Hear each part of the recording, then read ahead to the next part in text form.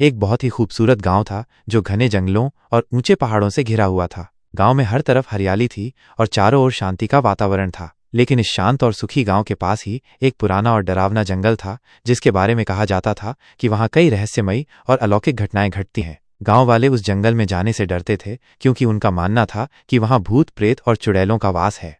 एक रात जब चांदनी रात थी और पूरा गांव सो रहा था, अचानक जंगल से एक चीख की आवाज सुनाई दी। यह आवाज इतनी डरावनी थी कि गांव के कुत्ते भौंकने लगे और लोग अपने घरों से बाहर निकल आए। सभी लोग डरे हुए थे, क्योंकि उन्हें लगा कि जंगल से कोई अजीब शक्ति गांव की ओर बढ़ रही है। कुछ लोगों ने कहा कि उन्हें एक काले रंग की आकृति दिखाई दी जो जंगल से निकलकर गांव की ओर आ रही थी। लेकिन जैसे ही वो आकृति गांव के पास पहुंची, वो अचानक गायब हो गई। अगले दिन गांव में अफवाह फैल गई कि जंगल से कोई बुरी शक्ति गांव में प्रवेश कर गई है। लोग डरे हुए थे, लेकिन उन्हें कुछ समझ नहीं आ रहा था कि ये सब क्या हो रहा है। तभी अचानक अमेरिका से एक परिवार बीरनगर आया। ये परिवार कोई और नहीं बल्कि गांव के पुराने जमींदार का वंशज था। परिवार में पति, पत्नी और उनका छोटा बेटा था। उनके आने की खबर सुनते ही पूरे गांव में खुशी की लहर दौड़ गई, क्योंकि वे उनके पूर्वजों को बहुत मानते थे।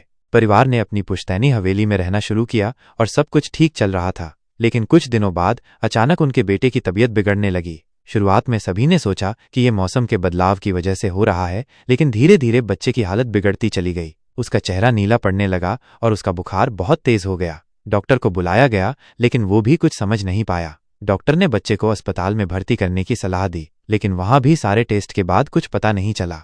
जब परिवार गांव वापस आया तो गांव के कुछ बुजुर्गों ने बच्चे की हालत देखकर ओझा के पास जाने की सलाह दी। गांव में आज भी पुराने रीति रिवाज के अनुसार झाड़ फूंक और तांत्रिक विद्या से इलाज करने की प्रथा थी। परिवार ने बुजुर्गों की सलाह मानी और बच्चे को लेकर ओझा के पास पहुंचा।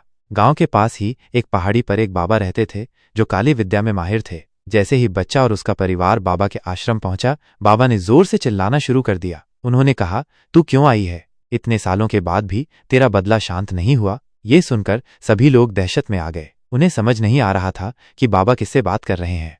बाबा ने बच्चे को अपने पास बुलाया। बच्चे की हालत बहुत खराब थी। उसकी आंखें लाल हो चुकी थीं, शरीर नीला पड़ गया था और उसका बुखार असहनीय था। बाबा ने विभूति उठाकर बच्चे के मुंह पर फेंका। अचानक बच्चा जमीन पर गिर पड़ा और जोर जोर से हाथ पैर मारने लगा। सभी लोग हैरान थे कि ये क्या हो रहा है। तभी बच्चा अपने पैर की उंगलियों के बल खड़ा हो गया और एक खूंखार औरत की आवाज में चिल्लाया, अरे प्रेमनाथ, मैं तुझे नष्ट कर दूंगी।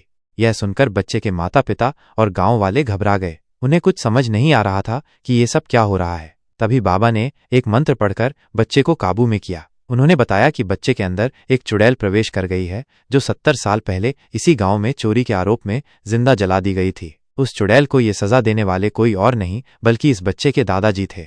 चुड़ैल गर्भवती थी और उसके कोख में पल रहा मासूम बच्चा भी जल गया था। इस वजह से वो अपना बदला लेने आई थी और इस वंश के बच्चे को दर्दनाक मौत देना चाहती थी।